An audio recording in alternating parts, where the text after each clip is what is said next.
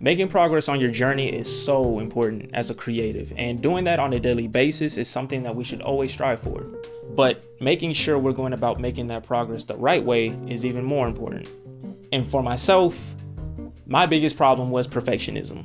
This was one of my biggest problems as I was learning more and more about filmmaking, because I felt like if I just made a project that was perfect or good enough, I'd get the success that I've dreamt of having with becoming a filmmaker, and everyone would love the project that I made. And on top of that, I just felt like all of my problems would just magically disappear. But I soon realized this hurt more than it helped, because, well, one, that put me in this cycle of only working on one project that was taking forever to get finished. Two, I was creating from a place of wanting to please everyone instead of, creating from myself and trying to figure out how to do that to the best of my ability. And three, I had the wrong perspective of what success really is of a creative. With those three issues, I have three solutions that helped me stop being a perfectionist. And best believe they will also help you no longer let perfectionism hold you back from sharing the things that you create. So, without further ado, let's get into it. So one of the things that I kind of gained a perspective of on my creative journey was the difference between good progress and bad progress. In my eyes, I feel like good progress is your ability to start something and finish it to the best of your ability. Regardless of if the project ends up being good or bad, none of that matters. The whole ideology behind this is just that the more things that you finish, the more good progress you're making towards achieving your dreams and goals. Now, bad progress in my eyes is when you're spending way too much time on one project, just one. Now, mind you, you can also take a long time on projects when it comes to good progress, but at least you're getting it towards completion. Like, if you're getting things towards completion and it just so happens to take a long time to get there, okay, that's one thing, because you're not purposely trying to hold up that progress. But when it comes to bad progress, it's almost like, in a sense, you're doing everything you can to make the project as perfect as possible, and you're always finding new things to fix, new things to work on, new things to adjust, and that's keeping you in this cycle of constantly fixing things in that one project. And yeah, that actually had been one of my biggest problems for a while on my creative journey. And I honestly just feel like now, recently, I'm understanding how to stop it. The importance of this point is to remember that the more things you create, the better you become as a creative, even if those things aren't necessarily as good as you want them to be. And I say that because regardless of if the project ends up being a success or a failure, you're going to gain something that you're going to automatically put into the next project, making that one better. So in my eyes, I feel like quantity creates quality. This point is interesting because when you think about it, what exactly is a mess up? Because in some ways it could be seen as you just not liking something about the thing that you're working on. Or it could also be you're just not connecting with something as you're putting things together. In other ways, it could be from the thoughts of what others may think when they see you doing something different. For me, it was sometimes a mix of both, because I can think of so many times in the previous projects that I've worked on where I was like, dang, I wish that I filmed this scene better, or oh, why did I do things like that, And then when you go home to go edit everything, you end up seeing even more things that you wish you could have done better on.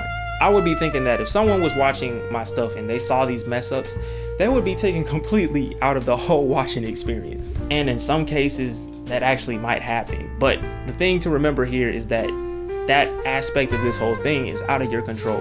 The mess ups are solely for you. All of them are solely for you to worry about, because those are going to be the things that make your creativity better.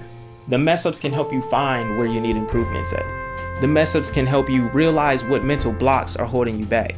The mess ups can even lead you to a look or style that you never even thought of. The mess ups might not even be mess ups. You just feel like they are because you worry about what other people think. I realize that mess ups lead us to the kinds of projects that we dream of creating. The ones that we know we are fully capable of creating. The more mess ups we encounter, the more we transform into the creators we dream of becoming. So if you're making something and you see that there's a couple mess ups in it, don't get discouraged. Don't be afraid of them, because you won't become better if you don't know what to work on. Last and final point is to look at creating as self-expression, because when you think about it, that's what it is.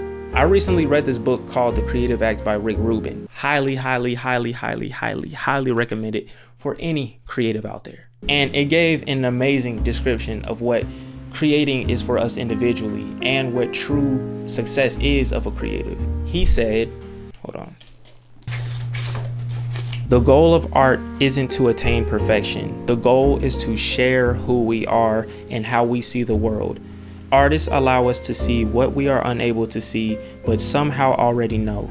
It may be a view of the world singularly different from our own, or one so close it seems miraculous, as if the artist is looking through our own eyes. In either case, the artist's perception reminds us of who we are and who we can be. That was the one for, us on an individual level. Now for the one about the true success of a creative. Success occurs in the privacy of the soul. It comes in the moment you decide to release the work before exposure to a single opinion. When you've done all you can to bring out the work's greatest potential, when you're pleased and ready to let go. Success has nothing to do with variables outside yourself. Most variables are completely out of our control. The only ones we can control are doing our best work, sharing it, starting the next, and not looking back. And then I'm gonna add in this last part just because it was just so well said. Like, hold on, let me add it in. If we can tune into the idea of making things and sharing them without being attached to the outcome, the work is more likely to arrive in its truest form.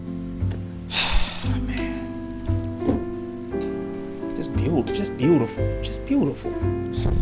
I really like those quotes because when I first read them, it made me really worry less about what other people thought or what their opinions may be. It almost made me really want to start honing in on what feels right for me when I create something. I feel like in the past, whenever I was making something, I feel like I almost made it like a priority to think about what other people may think or what other people may want in the video that I was making. Now, mind you, I think depending on what the project is, yeah, you might have to consider what other people may think or what they want because, hey, if it's a client project, it's a client project. But when it comes to those personal projects, you'll make it exactly the way you want it to be.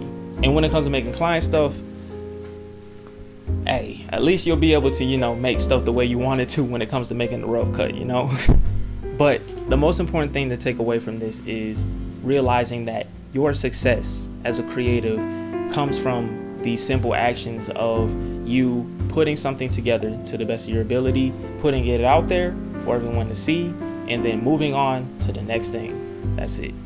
When I read this, I felt like a huge release off of my shoulders because it helped me realize that all I need to focus on in order to become the best creative that I can is my output or quantity. And like I said earlier, quantity creates quality. So yeah, that was everything I did to stop being a perfectionist. And I really hope that you guys connected with this video. I really hope that you guys liked the solutions and they connected with you in some way, shape, or form, or helped you as well. If you guys have dealt with perfectionism and have gotten through it and stuff like that, feel free to drop them in the comments to share other solutions of how people can get through it. Also with that, if you guys have any type of ideals or mindset things that you want me to touch on in future videos regarding, creativity, being a creative, all that stuff, hey, drop them in the comments as well because, hey, I want to do everything I can to, help us all be the best creators we can be. It all starts with us being a community and helping each other out. So, hey, I want to do everything I can. So just let me know. If you made it this far in the video, feel free to, like, comment, subscribe, and be on the lookout for more videos in the future. This is Lance from We Will Studios. And remember, I will, you will, we will. Stay up. Woo!